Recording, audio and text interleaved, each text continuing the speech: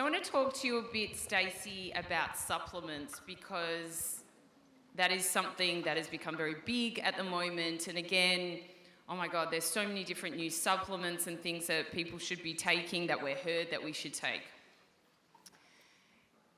I'm starting with creatine because that's the one that you love and it's having its time in the sun. And I want to tell you a quick story about creatine. I started taking it, but I didn't really know the dosage. And someone who has never taken it before, I started taking like 10 grams of it. And then I didn't understand why for 3 days I thought I was going to throw up. And we talked about this on my podcast episode that we did together, and I made like a YouTube video of it. And so when I look, it like went viral. Every time I look, it's like everyone's negative experiences with creatine in the comment section. But creatine is a good thing, and I want you to talk to us a little bit about it, what sort of dosage we should be taking. So creatine is naturally produced by the liver. You get about 3 grams a day, but it is important for every fast energetic in the body. So cellular function from 0 to 20 seconds. By the nature of being women, we produce about 80% of the stores, or have about 80% of the stores that men do, because we have primarily less muscle. And unfortunately, with diet culture, women tend to eat less of the creatine-containing foods. But we need it. And it's very essential for brain health, especially we're looking at some of the randomized control trials coming out with depression and anxiety. It helps preserve brain function.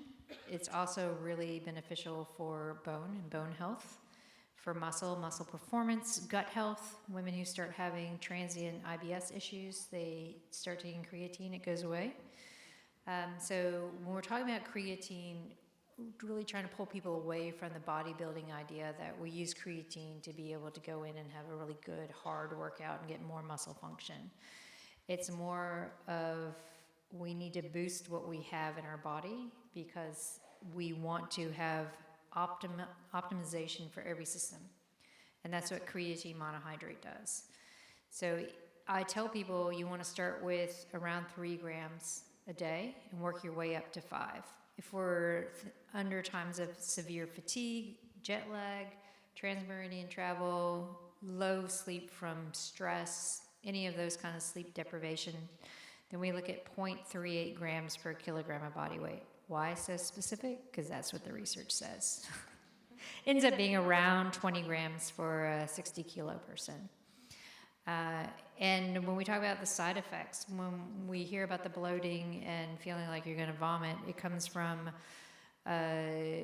probably a less expensive form of creatine, because the one that's out there, CreaPure, which I talk about all the time on podcasts and things, it's patented by a German company that uses a water wash to create creatine.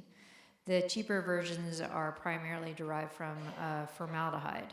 So it's more of an acid, and this is why we start to see a lot of side effects. The other thing about creatine and the research on creatine, it's been done on creatine monohydrate, not some of the other creatine forms that are out there. So CreaPure, creatine monohydrate, starting with 3 grams, go up to 5 a day, beautiful. Otherwise, you have to eat 20 chicken breasts a day.